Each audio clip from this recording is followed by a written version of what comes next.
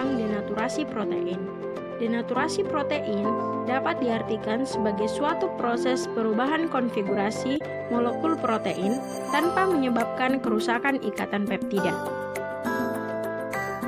Selain itu, denaturasi juga dapat diartikan sebagai suatu perubahan terhadap struktur sekunder, tersier, dan kuartener pada molekul protein tanpa terjadinya pemecahan ikatan-ikatan kovalen.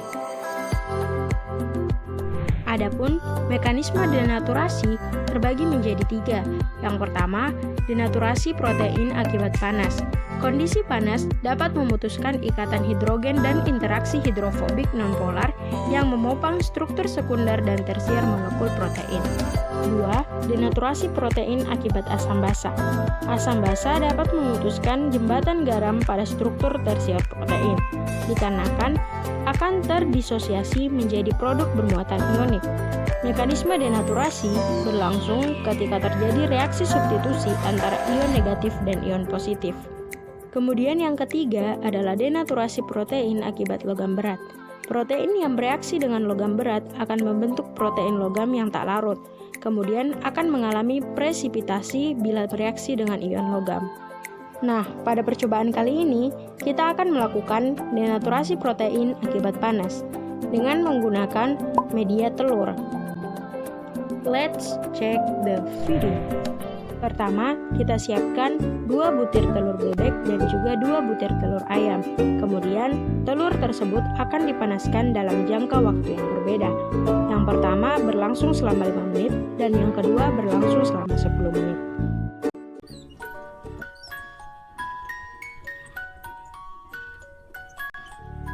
Pada telur yang dimasak selama 5 menit, baik itu telur bebek maupun telur ayam, dapat dilihat bahwa putih telur mulai memadat dan kenyal, akan tetapi kuning telur masih cair dan berbau amis. Sedangkan pada telur yang dipanaskan selama 10 menit, dapat diketahui bahwa putih telur juga padat dan kenyal, namun warna kuning telur mulai memudar dan lebih padat serta tidak berbau amis.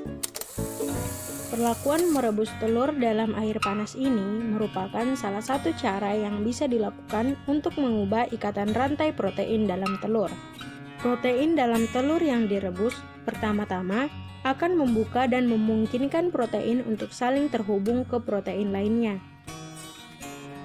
Nah, ketika protein membentuk ikatan baru yang lebih kuat, air yang mengelilingi setiap molekul protein saat telur masih dalam bentuk cairan akan keluar.